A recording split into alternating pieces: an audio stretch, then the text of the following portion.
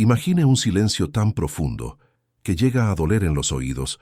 El escenario es la inmensidad blanca y desoladora de los alrededores de Moscú en diciembre de 1941. El cielo es de un gris plomo, pesado, y el viento corta la piel como si fuera una navaja afilada. Allí, en medio de la nada, descansa lo que debería ser el orgullo máximo de la ingeniería alemana, el tanque Panzer III. Es una máquina de guerra impecable, un monstruo de acero diseñado para aplastar cualquier resistencia.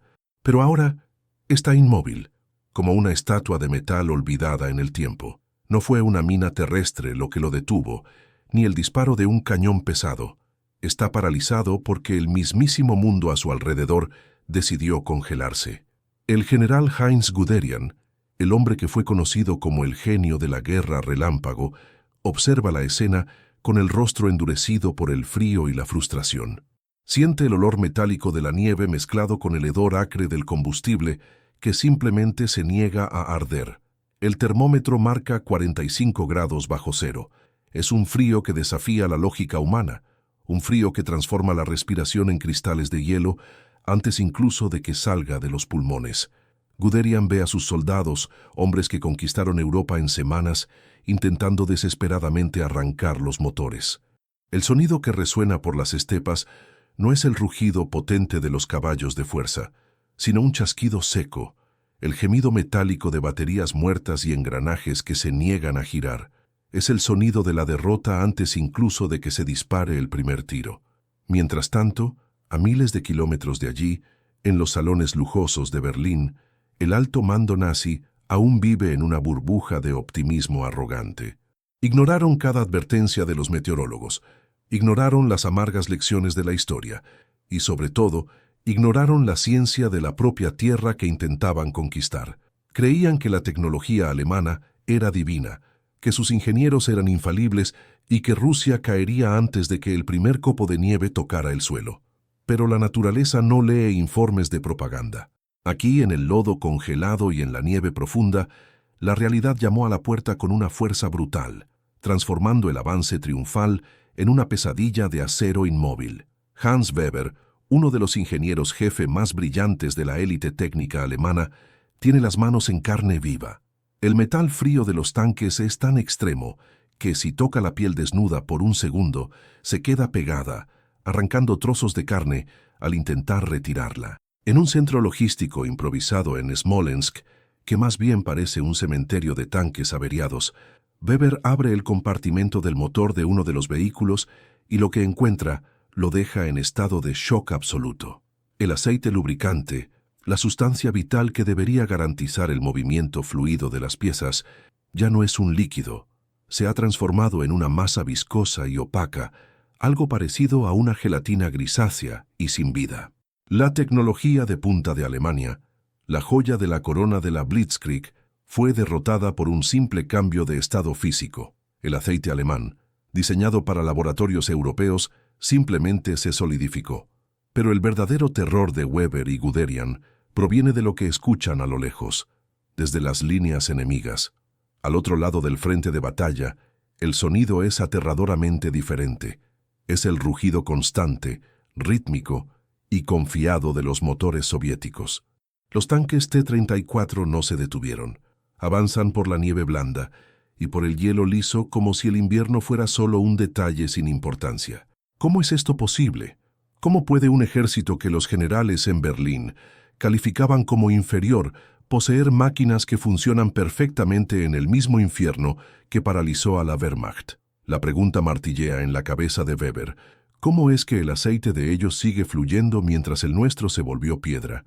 La respuesta a este misterio que estaba decidiendo el destino de millones de vidas no estaba en el campo de batalla, sino escondida en el corazón de Siberia, en las refinerías de Omsk. Allí, un químico llamado Boris Volkov trabajaba en un silencio obstinado. Volkov no era un soldado de primera línea, pero su arma era mucho más poderosa que cualquier fusil. Era un especialista en adaptar el petróleo para las condiciones más extremas del planeta. Mientras los alemanes confiaban en la pureza de sus fórmulas sintéticas y en la superioridad de su técnica, Volkov confiaba en la experiencia de la tierra. Él desarrolló lo que los soviéticos llamaban aceite de invierno, una mezcla química secreta que desafiaba las leyes de la congelación, manteniéndose líquida y funcional incluso cuando el aire alrededor parecía sólido. El mariscal Georgy Zhukov, el maestro de la estrategia soviética, conocía perfectamente esta ventaja técnica. No tenía prisa. Zhukov observaba al enemigo debatirse en el hielo, viendo cómo los tanques alemanes se convertían en ataúdes de hierro para sus tripulaciones. Sabía que cada grado que bajaba la temperatura era un golpe mortal en la logística de Guderian. El comandante soviético solo estaba esperando el momento en que la parálisis alemana fuera total para lanzar su contraofensiva aplastante, confiando en la movilidad superior de sus máquinas que, al contrario de las de Berlín, tenían sangre de invierno corriendo por sus venas mecánicas. Esta es la historia de cómo la nación más avanzada tecnológicamente del mundo fue puesta de rodillas por un simple detalle molecular. Es la crónica de cómo la arrogancia de líderes que se sentían dueños del mundo los llevó a ignorar lo básico para la supervivencia. Si quieres entender cómo la ciencia oculta, los lubricantes secretos y el frío extremo decidieron el destino de imperios y cambiaron el rumbo de la Segunda Guerra Mundial, estás en el lugar correcto. Suscríbete ahora y únete a nuestra legión de historiadores para no perderte ningún detalle de esta saga épica sobre la resistencia humana y el colapso de la tecnología ante la naturaleza salvaje. El asombro de los ingenieros alemanes fue la primera señal de que el fin estaba cerca. Estaban acostumbrados a vencer por la velocidad y la precisión, pero ahora el tiempo parecía haberse detenido.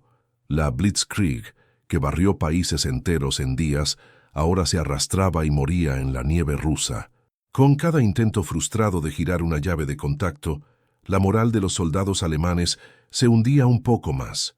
El miedo comenzó a extenderse por las filas, y no era solo el miedo a las balas soviéticas, sino el miedo a un entorno que parecía intentar matarlos activamente. Un lugar donde incluso el aceite, que debería ser el símbolo del movimiento y de la vida de las máquinas, se convertía en el carcelero de un ejército entero. Aquel sol abrasador de junio de 1941 no parecía el preludio de un desastre, sino el brillo de una gloria que los soldados alemanes creían eterna. Cuando se lanzó la Operación Barbarroja, el sentimiento en las filas de la Wehrmacht no era de cautela, era de una euforia casi embriagadora. El general Heinz Guderian, el maestro de la guerra relámpago, miraba al horizonte con la certeza de quien ya había vencido. Para él y sus subordinados, la Unión Soviética no era más que un gigante con pies de barro, una estructura podrida que se derrumbaría con una sola patada en la puerta. Tenían la tecnología, tenían la disciplina y, sobre todo, tenían la convicción absoluta de que eran biológica y técnicamente superiores. En los campos de entrenamiento y en los talleres de mantenimiento en Smolensk, el ingeniero Hans Weber revisaba los motores de los tanques Panzer con una precisión quirúrgica. Para Weber, aquellas máquinas eran la cumbre de la inteligencia humana. Eran relojes suizos de acero con engranajes que encajaban con tolerancias de milésimas de milímetro. Los motores Maybach rugían con una nota pura, un sonido que simbolizaba el progreso y la civilización contra lo que ellos llamaban la barbarie del Este. El aceite sintético que corría por aquellas venas de metal era lo mejor que la química alemana podía producir, diseñado para ofrecer el máximo rendimiento y velocidad. En la cabeza de Weber y del alto mando en Berlín, nada podría detener aquella fuerza de la naturaleza hecha de metal y fuego. La logística alemana fue diseñada para una victoria rápida, un paseo militar que debería durar como máximo unas pocas semanas. La planificación se basaba en un verano eterno. Contaban con la velocidad de las carreteras secas y el cielo despejado para que la Luftwaffe pudiera aniquilar cualquier resistencia. La arrogancia era tal que el alto mando ignoró advertencias básicas sobre la geografía y el clima de Rusia. ¿Por qué preocuparse por ropa de invierno o lubricantes especiales si la guerra terminaría antes de la primera helada? En Berlín, las órdenes eran claras. Enfoque total en la velocidad. Los tanques debían avanzar cientos de kilómetros al día, dejando atrás cualquier preocupación que no fuera la conquista de territorio.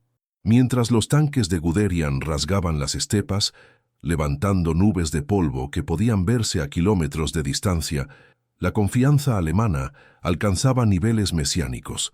Veían a los soldados soviéticos retirándose en desorden y pensaban que la victoria era solo cuestión de tiempo, y de muy poco tiempo. Hans Weber, observando el rendimiento de las máquinas bajo el calor intenso, sentía que la ingeniería alemana era invencible.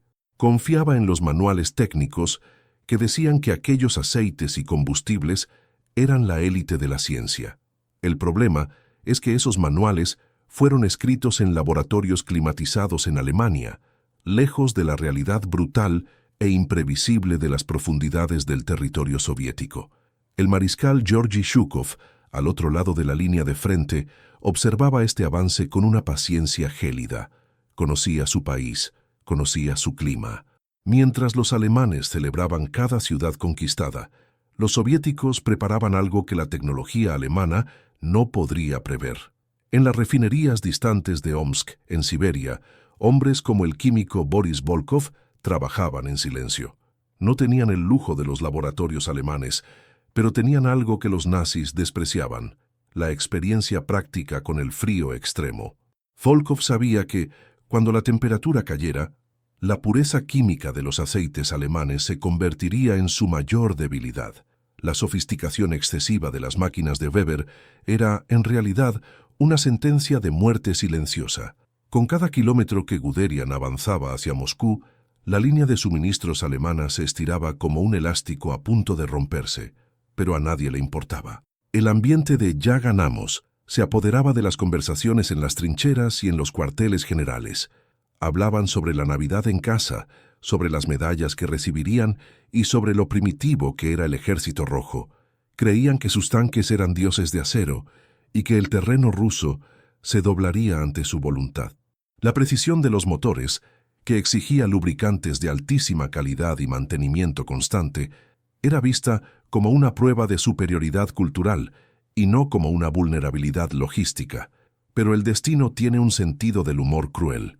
El verano comenzó a despedirse con un atardecer cada vez más pálido.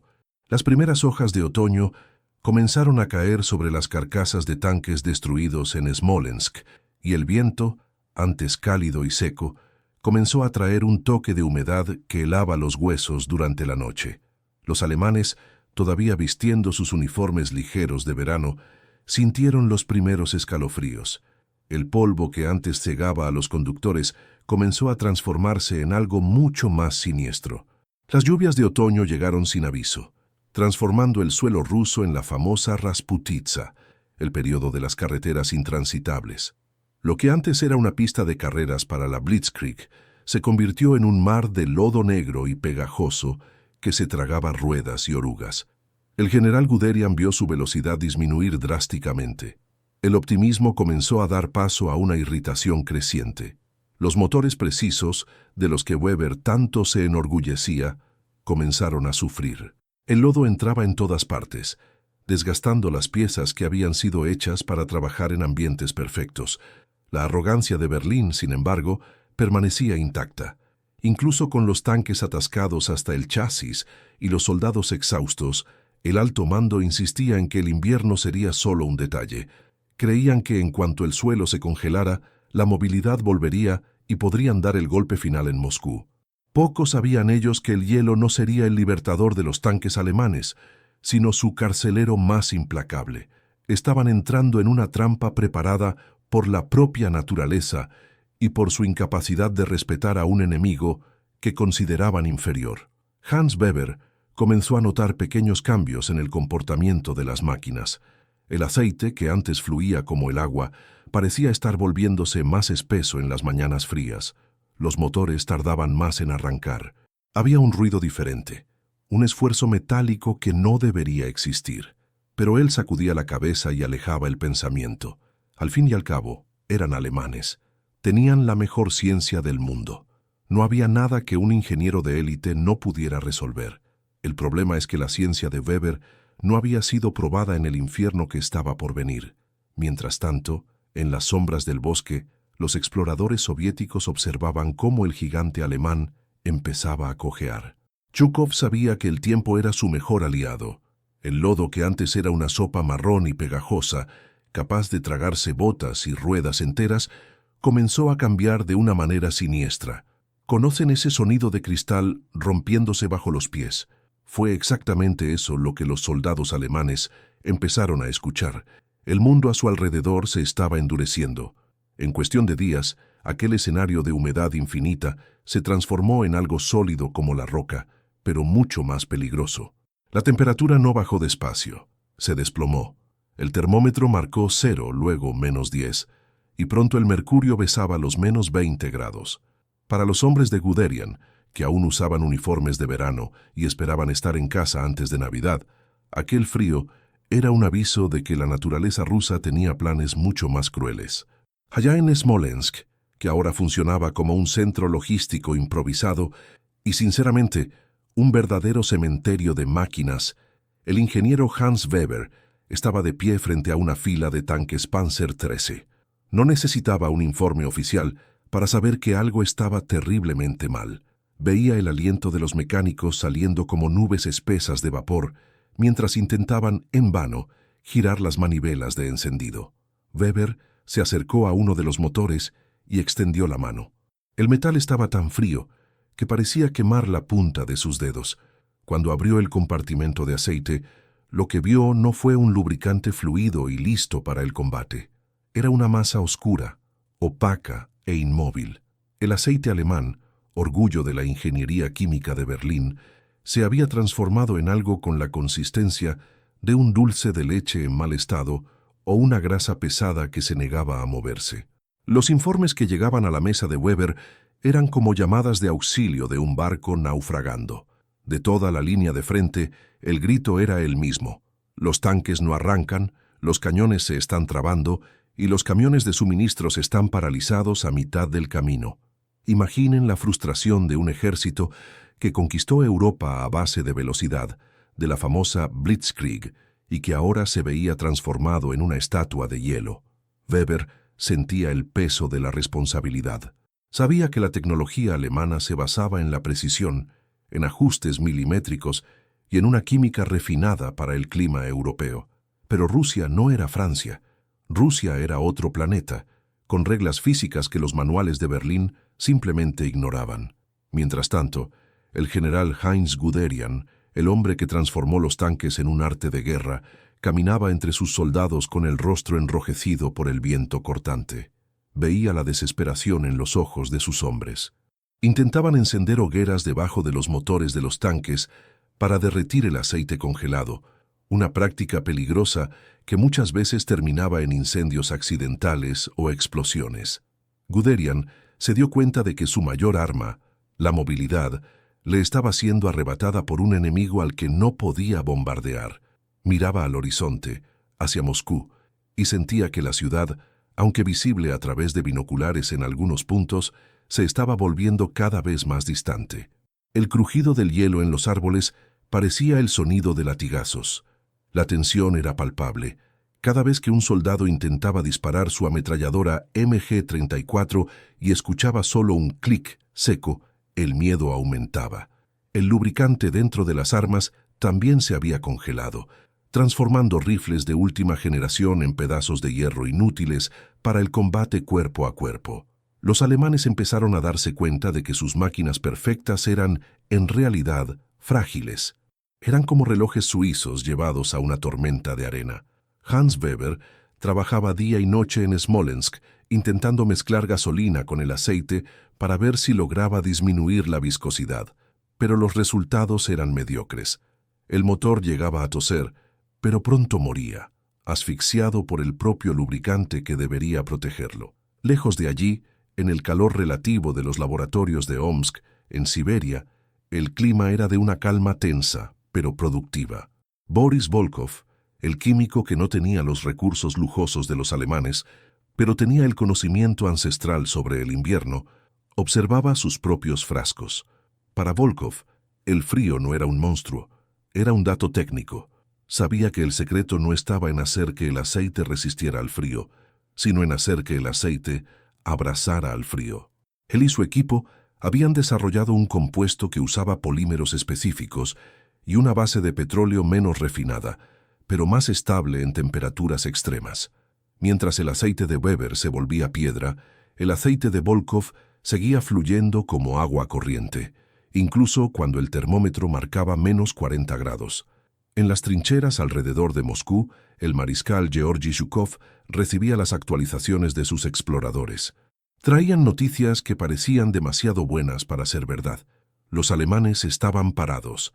No estaban parados por falta de munición o por falta de coraje, sino porque sus máquinas se habían rendido. Zhukov, con esa mirada de acero, sabía que el tiempo de esperar se estaba acabando y el tiempo de actuar estaba llegando. Veía sus propios tanques T-34, máquinas rudas, ruidosas y sin el refinamiento estético de los Panzers, maniobrando en el hielo como si estuvieran en un desfile de primavera. El secreto estaba en la sangre de metal de aquellas máquinas, el aceite de Volkov. La sensación de superioridad alemana se estaba derritiendo, o mejor dicho, congelando. Aquella convicción de que la tecnología germánica era invencible chocaba de frente con la realidad brutal de un motor que se negaba a girar. Hans Weber comenzó a notar un patrón aterrador. Cuanto más avanzada era la pieza, más rápido fallaba. Las miras telescópicas se empañaban y quedaban inutilizables. Los sistemas de transmisión, complejos y llenos de engranajes finos, simplemente crujían y se rompían bajo el esfuerzo de mover un aceite que parecía cemento. El ejército alemán, la fuerza más moderna del planeta, estaba siendo reducido a una horda de hombres a pie, castañeando los dientes e intentando sobrevivir a una noche que parecía no tener fin. El silencio de las máquinas alemanas era el sonido más aterrador para Guderian. Estaba acostumbrado al rugido de los motores que hacían temblar la tierra. Ahora, el único sonido que escuchaba era el viento aullando entre las carcasas de acero frío. Veía a sus soldados intentando usar periódicos y paja dentro de las botas para no perder los dedos por la gangrena, mientras los camiones de suministros que debían traer ropa de invierno estaban atrapados a kilómetros de distancia porque el aceite de sus motores se había vuelto una gelatina gris. La logística alemana, siempre tan elogiada, estaba colapsando por culpa de una molécula de aceite. Hans Weber sentía que sus dedos ya no pertenecían a su cuerpo. Cada movimiento para abrir la tapa del cárter de un Panzer III era una tortura, un esfuerzo hercúleo contra el metal que parecía querer fundirse con su piel. Cuando finalmente logró acceder al corazón de la máquina, lo que vio no fue el brillo dorado del lubricante de alta calidad de la ingeniería alemana. Lo que encontró fue una masa grisácea, opaca e inmóvil. El aceite, la savia vital que debería mantener a esas fieras de acero rugiendo, se había transformado en algo parecido a manteca de cerdo congelada, o un dulce de leche espeso e imbebible. Hans, el hombre que Berlín había enviado para diagnosticar el colapso mecánico, se dio cuenta en ese instante de que la ciencia alemana había sido derrotada por una molécula. El problema era invisible al ojo humano, pero mortal en su precisión. Dentro del aceite mineral usado por los alemanes, existían largas cadenas de hidrocarburos llamadas parafinas. En temperaturas normales, estas moléculas se deslizan unas sobre otras como peces en un río. Pero cuando el termómetro se desplomaba, hasta esos absurdos 45 grados bajo cero en los alrededores de Moscú, la magia de la física se convertía en una película de terror. Las parafinas comenzaban a cristalizarse. Se entrelazaban, creando una red sólida que atrapaba el resto del líquido. El aceite no solo se espesaba, dejaba de fluir. Se volvía una gelatina inerte que se negaba a entrar en las bombas de lubricación. Imaginen la escena. Un joven soldado alemán, desesperado por el sonido de la artillería rusa a lo lejos, gira la llave de contacto. Espera escuchar el rugido familiar del motor Maybach. Pero lo que ocurre es un sonido seco, un chasquido seguido de un silencio sepulcral. Sin el aceite circulando, las piezas de metal que deberían estar protegidas por una película fina y resbaladiza chocan directamente unas contra otras. Es acero raspando contra acero. Sin lubricación, la fricción genera un calor repentino y brutal, pero el frío alrededor es tan intenso que el metal sufre un choque térmico. En segundos, los pistones se expanden, Las camisas de los cilindros se rayan y el motor, la cumbre de la tecnología de la época, simplemente se muele por dentro. La cosa se ponía loca de una manera que ni el mejor mecánico del mundo podría arreglar allí en medio de la nada. Mientras Hans Weber observaba, atónito, el cementerio de tanques en Smolensk, a miles de kilómetros de allí, en las refinerías de Omsk, en Siberia, la realidad era otra. Boris Volkov, un químico soviético que conocía el invierno como la palma de su mano, no estaba sorprendido. Para los rusos, el frío no era un invitado inesperado, era un viejo conocido. Volkov y su equipo habían desarrollado lo que llamaban aceite de invierno. Sabían que no podían confiar en la química estándar. Procesaban el petróleo de una forma diferente, eliminando agresivamente las parafinas mediante un proceso de desparafinado por solvente que los alemanes, en su arrogancia, consideraron innecesario para una campaña que debería durar solo unas pocas semanas de verano. Boris Volkov sonreía mientras probaba sus muestras. El aceite soviético permanecía fluido, ágil como el agua, incluso cuando el mercurio parecía querer huir del termómetro. Sabía que, mientras los tanques de Guderian se convertían en estatuas de hierro en medio de la nieve, los T-34 soviéticos estarían listos para morder. Era una victoria de la química aplicada a la supervivencia. Mientras el aceite alemán se volvía una papilla gris, el lubricante ruso seguía bañando los engranajes, permitiendo que las máquinas de guerra de Stalin despertaran a la primera orden.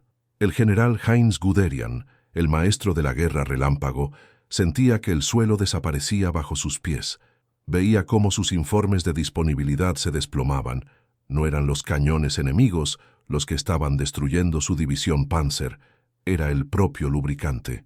Veía soldados intentando desesperadamente encender hogueras debajo de los tanques para derretir el aceite solidificado, una práctica peligrosa que muchas veces terminaba en explosiones o incendios incontrolables. Era una imagen patética.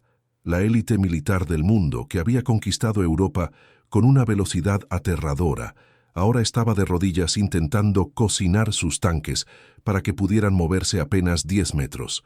La situación era de una desesperación total. Hans Weber informaba a Berlín que la logística estaba en colapso, porque las piezas de repuesto que llegaban ya venían con el aceite de conservación congelado dentro de los embalajes. El metal alemán, tratado con los más finos procesos de templado, se volvía quebradizo como el cristal. Ejes de transmisión que deberían soportar toneladas de torque simplemente se partían a la mitad al ser forzados contra la resistencia del aceite que se había vuelto piedra. Era el colapso de la mecánica a nivel molecular. El orgullo de la ingeniería alemana estaba siendo humillado por una simple mezcla química que no previó el rigor del general invierno. Y mientras el ejército de Hitler se transformaba en una masa inmóvil y congelada, el mariscal Georgy Zhukov, en su puesto de mando en Moscú, recibía las noticias con una calma gélida. Sabía que el tiempo de los alemanes se había acabado. Miraba los mapas y veía llegar a las divisiones siberianas, hombres y máquinas que no temían al hielo. Los tanques rusos no necesitaban hogueras debajo del motor, no necesitaban oraciones para arrancar. Gracias al trabajo de hombres como Boris Volkov, la tecnología soviética era rústica, pero funcional. Respetaba las leyes de la naturaleza rusa, mientras los alemanes intentaban imponer su voluntad sobre un clima que no aceptaba órdenes de nadie. La tensión en el frente era palpable. El silencio de la estepa congelada solo se rompía por el sonido del metal partiéndose. Hans Weber veía hombres llorando, no de miedo, sino de frustración, al ver sus herramientas de trabajo y de supervivencia convertirse en pisapapeles gigantes. La confianza ciega en la superioridad técnica se había convertido en una trampa mortal. Tenían los mejores tanques, las mejores miras y los mejores generales, pero habían olvidado que, al final del día, todo depende de un fluido que necesita correr por las venas de la máquina.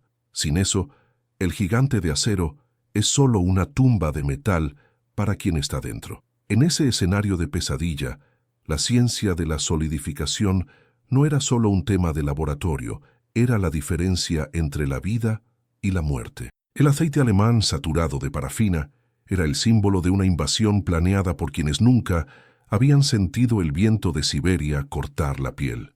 Cada tanque parado era una victoria para Zhukov, antes incluso de que se disparara el primer tiro. El humo negro y espeso de las hogueras improvisadas subía a los cielos, pero no era una señal de celebración, era el olor de la pura desesperación. Imaginen la escena: soldados de la élite alemana, que meses antes desfilaban victoriosos por Europa, ahora estaban de rodillas en la nieve, amontonados debajo de sus tanques Panzer. No estaban rezando, estaban intentando lo imposible, con ramas secas, restos de cajas e incluso uniformes viejos empapados en gasolina, encendían fuegos directamente bajo los cárteres de los motores. Era una apuesta suicida, una fuga de combustible, una chispa equivocada, y todo volaría por los aires. Pero para Hans Weber no había otra opción. Veía a sus hombres con los rostros tiznados, temblando de frío, intentando derretir esa grasa asquerosa que un día fue aceite lubricante de alta tecnología. El aceite alemán se había convertido en una especie de chicle congelado, una masa grisácea que atrapaba los engranajes como si fueran cemento. Hans sabía que, si el motor no giraba ahora, serían solo estatuas de metal esperando el fin. Y fue en ese silencio mortal, interrumpido solo por el crujido de la leña ardiendo, cuando surgió el sonido. Al principio era un temblor bajo, algo que sentías en la suela de la bota antes de escucharlo con los oídos. Hans Weber detuvo lo que estaba haciendo. Los soldados se miraron entre sí, el miedo plasmado en sus ojos rojos por el cansancio. No era el sonido de un motor fallando o atragantándose como los de ellos. Era un rugido rítmico, potente, un tum-tum-tum metálico que cortaba el aire congelado con una facilidad bizarra. Del horizonte blanco surgieron las siluetas. Eran ellos. Los tanques T-34 soviéticos se acercaban y no parecían estar luchando contra el clima. Se deslizaban sobre la nieve profunda, como si estuvieran en un paseo de domingo por el parque. Para los alemanes, aquello era irreal. Era como ver a un fantasma corriendo mientras tú tienes los pies atrapados en concreto. El general Heinz Guderian, observando de lejos con sus binoculares, sintió un nudo en el estómago para el que ningún entrenamiento militar podría prepararlo. Vio a los tanques rusos maniobrar, girar sus torretas y disparar sin un segundo de vacilación. Mientras los Panzers de Guderian eran gigantes de hierro paralizados por el frío, las máquinas de Stalin parecían vivas. No había hogueras debajo de los T-34. No había soldados golpeando tuberías congeladas con mazos. Los rusos simplemente daban el arranque, y el motor respondía al instante, rugiendo con una furia que helaba la sangre de los invasores más que el propio viento de Siberia. La frustración de Hans Weber llegó al límite cuando, tras una escaramuza rápida en los alrededores de Moscú, su unidad logró algo raro: capturar un T-34 que se había quedado atascado en una zanja, pero cuyo motor aún estaba funcionando. Weber corrió hacia la máquina enemiga como si buscara un tesoro. Necesitaba entender cómo podía esa chatarra rusa, como solía llamarla el alto mando en Berlín, estar operando a menos 45 grados. Subió al blindado, sintiendo el calor que emanaba del metal. El motor aún estaba caliente. Con las manos temblorosas, no solo por el frío, sino por la ansiedad, abrió el compartimento del motor y sacó la varilla del aceite. Lo que Hans Weber vio en ese momento cambió todo lo que creía sobre la ingeniería. Esperaba encontrar la misma gelatina que inutilizaba sus tanques. Pero lo que goteó de la varilla fue un aceite fluido, oscuro y perfectamente viscoso. Tocó el líquido con sus dedos enguantados y sintió la textura. Estaba líquido, completamente líquido. Weber miró al cielo grisáceo y sintió unas ganas absurdas de reír o de llorar. Mientras la élite técnica de Alemania en Berlín ignoraba las advertencias sobre el invierno ruso, creyendo que la tecnología superior vencería a cualquier clima, los soviéticos habían jugado otro juego. El secreto estaba a miles de kilómetros de allí, en las refinerías de Omsk, en Siberia. Allí, el químico Boris Volkov trabajaba en silencio, lejos de las líneas de batalla, pero ganando la guerra en cada gota de combustible. Volkov conocía el invierno como la palma de su mano. Sabía que el petróleo no era solo un combustible, era la sangre de la resistencia. Mientras los alemanes usaban un aceite refinado para condiciones europeas, lleno de parafinas que cristalizaban a la primera señal de helada, Volkov y su equipo habían desarrollado lo que llamaban aceite de invierno. Eliminaron las ceras pesadas y añadieron componentes que mantenían la fluidez, incluso cuando el mercurio caía a niveles que matarían a un hombre en minutos. Hans Weber tomó una muestra de aquel aceite y se quedó mirando el frasco. Pensó en la arrogancia de sus jefes, en la prepotencia de creer que los rusos eran primitivos. Aquel aceite era la prueba de que la inteligencia soviética se había adaptado a la realidad, mientras que Alemania vivía una fantasía de invencibilidad. Mientras tanto, el mariscal Georgy Zhukov, en su cuartel general, recibía los informes de disponibilidad. Sabía que cada minuto de frío era un aliado. Zhukov no necesitaba planes asombrosos o tácticas complejas de cerco en ese momento. Solo necesitaba que sus máquinas siguieran funcionando. Confiaba en el trabajo de Volkov y en la robustez de sus tanques. Para Zhukov, el invierno no era un obstáculo. Era la herramienta que usaría para aplastar la columna vertebral de la Wehrmacht. La moral de los soldados alemanes estaba por los suelos, o mejor dicho, enterrada en la nieve. Ver al enemigo moverse con tanta facilidad mientras tú estás atrapado en una trampa de acero que tú mismo construiste es un golpe psicológico devastador. Guderian escribía despachos desesperados a Berlín, suplicando por lubricantes adecuados, por ropa, por cualquier cosa que no se congelara. Pero las respuestas que llegaban eran siempre las mismas. Mantengan la posición. La victoria está cerca. ¿Qué victoria?, se preguntaba Hans Weber. La única cosa cercana allí era la muerte blanca.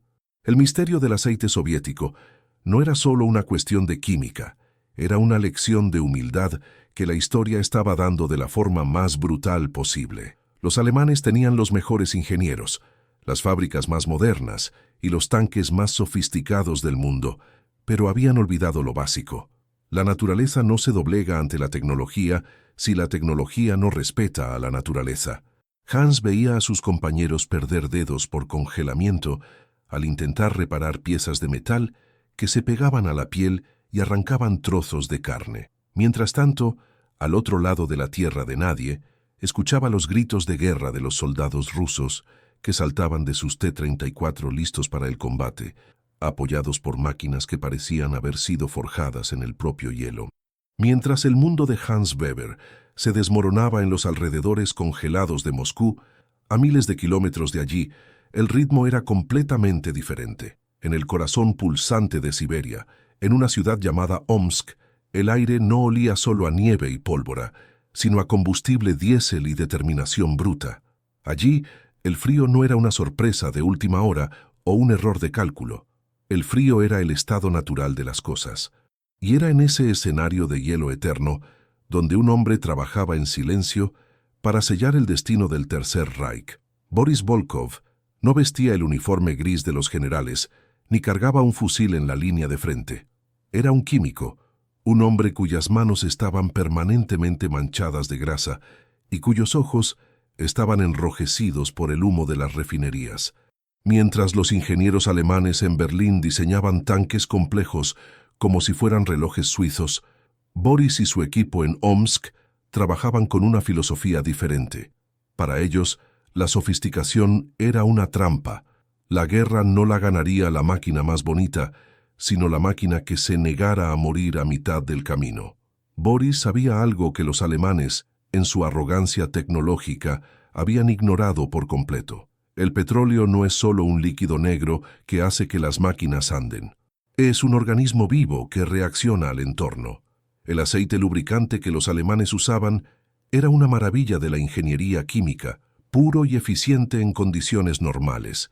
Pero había un detalle: contenía altos niveles de parafina.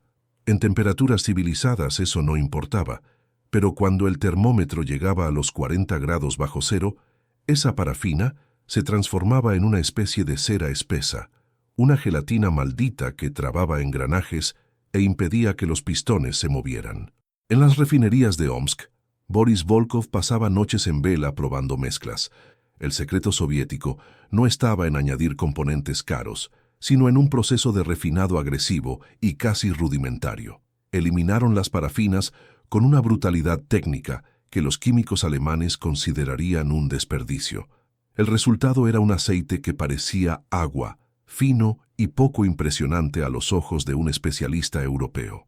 Pero había un detalle fundamental. Aquel aceite permanecía líquido incluso cuando el mercurio se congelaba. Mientras el lubricante alemán se volvía piedra, el aceite de Boris seguía corriendo por las venas de metal de los tanques soviéticos como sangre caliente. Esa fue la gran jugada de la Unión Soviética. No intentaron vencer a la naturaleza. Aprendieron a luchar dentro de sus reglas. Boris Volkov veía los trenes salir de las fábricas cargados con el nuevo aceite de invierno. Sabía que cada barril enviado al frente de batalla era más letal que una batería de artillería. Era una victoria de la química práctica sobre la teoría de laboratorio. Los soviéticos sabían que el invierno no era un obstáculo temporal, era un aliado al que necesitaban armar.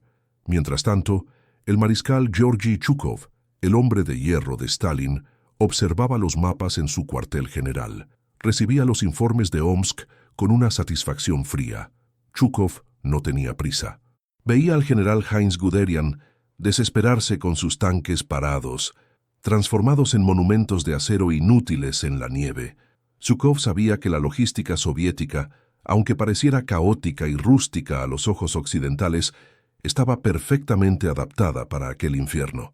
El mariscal Zhukov entendía que la guerra de movimiento, la famosa Blitzkrieg de la que los alemanes tanto se enorgullecían, dependía de una fluidez que el invierno de 1941 acababa de robarles. Esperaba el momento exacto en que el ejército alemán estuviera más vulnerable, con los dedos congelados y los motores en silencio. Para Zhukov, cada grado que bajaba la temperatura era un refuerzo que llegaba para sus tropas. Confiaba en la resiliencia de sus soldados, pero sobre todo, confiaba en la ciencia de hombres como Boris Volkov. La filosofía de diseño soviética era un reflejo directo de su pueblo. El tanque T-34, que empezaba a aparecer en números cada vez mayores, era la pesadilla de cualquier purista de la ingeniería. Era ruidoso, incómodo y tenía un acabado tosco. Por dentro, las soldaduras eran evidentes y el olor a aceite era sofocante. Pero tenía orugas anchas que no se hundían en el lodo y un motor diésel que, gracias a la química de Omsk, rugía a la vida al primer intento, incluso bajo una nevada cegadora. El contraste era rotundo y casi irónico. De un lado, los alemanes con su tecnología de punta, sus miras telescópicas de precisión y sus tanques que eran verdaderas obras de arte, pero que ahora no eran más que ataúdes de metal frío. Del otro, los soviéticos con sus máquinas rústicas, fabricadas en plantas improvisadas por mujeres y niños que trabajaban 12 horas al día, pero que funcionaban con la precisión de un verdugo. Boris Volkov en Omsk y los operarios de las líneas de montaje crearon algo que los alemanes no consiguieron prever: la tecnología de la supervivencia. Zhukov comenzó a mover sus piezas en el tablero. No solo estaba enviando soldados, estaba enviando una fuerza mecanizada que no conocía el cansancio del frío. Los tanques T-34 cruzaban las estepas como depredadores en su hábitat natural.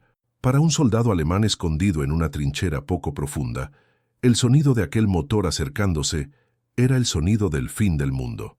No era solo el ruido de metal contra metal, era el sonido de una máquina que no debería estar moviéndose, pero que avanzaba de forma implacable. En ese momento de la guerra, la arrogancia de Berlín empezó a ser sustituida por una duda corrosiva. ¿Cómo lo lograban los rusos? ¿Cómo aquellas máquinas inferiores seguían operando mientras las joyas de la corona alemana estaban muertas? La respuesta estaba en los barriles de aceite de Omsk y en la mente de Boris Volkov. Él había entendido que, en medio del invierno ruso, la sencillez no era falta de recursos, era la mayor de las sofisticaciones. Mientras Boris observaba el humo negro salir de las chimeneas de la refinería, sabía que la marea estaba cambiando. El ejército de Hitler había avanzado miles de kilómetros, basándose en la idea de que eran superiores en todo, pero habían olvidado que la guerra no se gana solo con valor o estrategia, sino con la capacidad de mantener los engranajes girando cuando todo alrededor quiere que se detengan. El aceite de Boris Volkov era el secreto silencioso que estaba a punto de aplastar el sueño de conquista alemán. El mariscal Zhukov dio la orden. Las divisiones siberianas, entrenadas en el frío extremo y equipadas con lo mejor de la química de invierno, comenzaron a posicionarse. El viento siberiano no era solo aire en movimiento. Era una navaja invisible que cortaba la piel, el metal y la esperanza. Cuando el mariscal Zhukov dio la señal, lo que se escuchó no fue solo el grito de guerra de miles de hombres, sino el rugido profundo y constante de motores que desafiaban la lógica de la física alemana. Mientras las divisiones siberianas avanzaban como una marea blanca e imparable, el ejército más temido del planeta estaba, literalmente, congelado en el tiempo. En los alrededores de Moscú, el escenario era de una película de terror que ningún general en Berlín se atrevió a imaginar. El general Heinz Guderian, el genio de la guerra relámpago, aquel que había atravesado Francia como si fuera un paseo por el parque, ahora miraba a sus tanques Panzer y veía solo estatuas de hierro inútiles. Caminaba entre las filas de máquinas paradas y el sonido que escuchaba no era el de cañones, sino el crujido seco del metal partiéndose bajo la presión del frío extremo. Hans Weber, el ingeniero que había visto construirse lo mejor de la tecnología alemana, estaba de rodillas en la nieve sucia de aceite. Sus manos, protegidas por guantes de lana que ya no servían para nada, intentaban desesperadamente girar una manivela. Miró el motor de un Panzer III y lo que vio lo dejó asombrado. El lubricante, aquella sustancia que debería garantizar el movimiento y la vida de la máquina, se había transformado en algo que parecía una jalea oscura y petrificada. Ya no era aceite, era una piedra. A pocos kilómetros de allí, la realidad era otra. Los tanques T-34 soviéticos pasaban por la nieve profunda con una agilidad insultante. Boris Volkov, allá en Omsk, en el corazón de Siberia, había ganado la guerra incluso antes del primer disparo de aquella mañana. El aceite que él y su equipo desarrollaron en las refinerías distantes corría libre por los engranajes rusos, fluido como el agua en un día de primavera, incluso a 45 grados bajo cero. Era la química contra la arrogancia, y la química estaba ganando por goleada. La desesperación en las líneas alemanas tomó proporciones dantescas. Imagina la escena, amigo. Soldados que antes marchaban victoriosos, ahora estaban amontonados intentando desesperadamente calentar los bloques de los motores con hogueras improvisadas.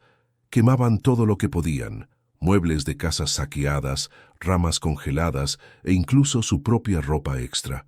El olor era una mezcla insoportable de gasolina, madera quemada y carne azotada por el hielo.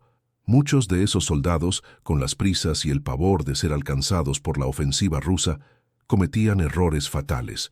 Hans Weber vio a un joven recluta intentar echar gasolina directamente sobre un motor calentado por brasas. La explosión que siguió no trajo calor, solo trajo más muerte. El destello naranja iluminó por un segundo el rostro pálido de Weber, revelando el pavor de un hombre que se dio cuenta de que la ciencia de su país había fallado en la prueba final. Mientras tanto, el general Guderian enviaba mensajes frenéticos a Berlín. Pedía lubricantes de invierno, pedía ropa, pedía una solución para lo que él llamaba pesadilla mecánica. ¿Pero qué recibía de vuelta? El silencio. O peor aún, órdenes absurdas de hombres sentados en oficinas con calefacción que decían que el soldado alemán debía ser superior al clima. En Smolensk, el centro logístico que debería estar abasteciendo al frente, lo que se veía eran pilas de tanques averiados, transformando la ciudad en un cementerio de acero que se extendía hasta donde alcanzaba la vista. La moral de la tropa, que ya pendía de un hilo, se desmoronó junto con la temperatura. Los soldados alemanes miraban a los lados y veían a sus compañeros con los dedos negros por la necrosis, perdiendo miembros por el frío antes incluso de ver a un soldado soviético. La comida estaba tan congelada que rompía los dientes.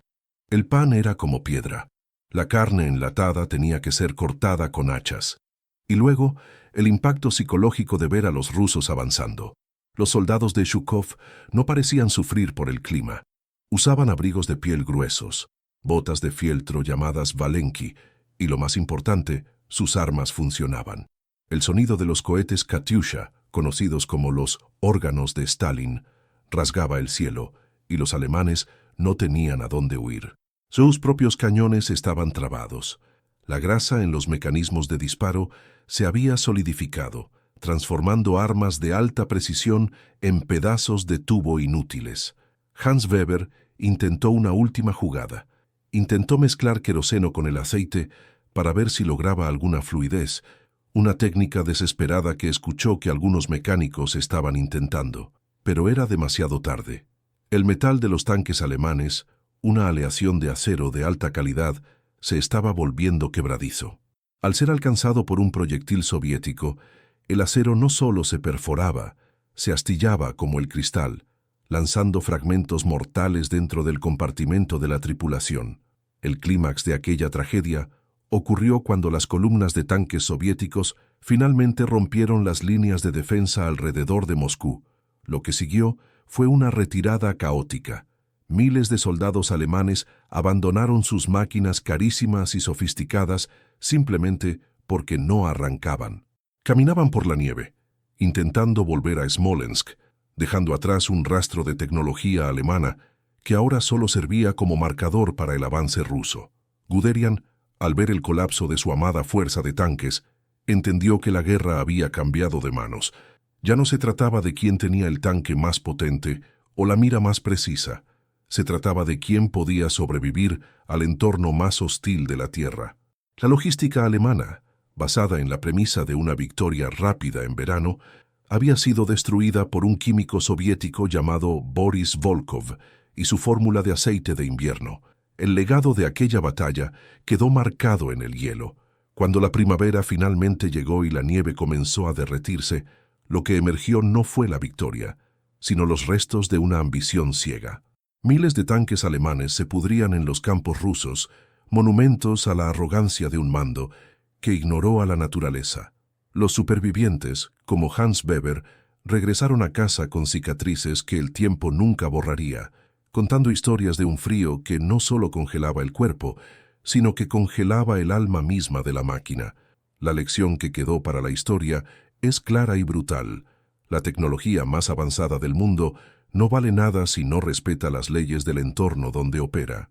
El ejército alemán aprendió de la manera más difícil que la química de un lubricante puede ser tan decisiva como una división de infantería. El aceite soviético, fluido a 45 grados bajo cero, fue la sangre que mantuvo latiendo el corazón de la resistencia rusa, mientras que la sangre de las máquinas alemanas dejó de correr. Hoy, cuando miramos los monumentos y estudiamos los mapas de aquella época, no vemos solo tácticas militares. Vemos el triunfo de la resiliencia humana y de la inteligencia práctica sobre la soberbia tecnológica. La batalla de Moscú fue el principio del fin para el Tercer Reich, y el punto de inflexión no fue una gran estrategia diplomática, sino la victoria silenciosa de un aceite que se negó a congelarse. Que esta historia sirva de recordatorio sobre los costos de la guerra y la importancia de nunca subestimar al adversario ni a la fuerza de la naturaleza. El sacrificio de millones de civiles y soldados en aquella nieve profunda no debe ser olvidado, para que las lecciones de humildad y resiliencia permanezcan vivas en nuestra memoria. ¿Y tú? ¿Qué piensas de este giro técnico que cambió el rumbo de la Segunda Guerra Mundial? ¿Sabías que un simple detalle químico pudo derrotar al ejército más poderoso de la época? Deja tu comentario abajo, dale a me gusta a este vídeo si te gustan las historias que muestran los entresijos de la historia, y no olvides suscribirte al canal para no perderte nuestros próximos documentales épicos. ¿Qué batalla o evento histórico quieres ver por aquí en el próximo video? Tu sugerencia puede ser nuestro próximo guión. Hasta la próxima, historiadores.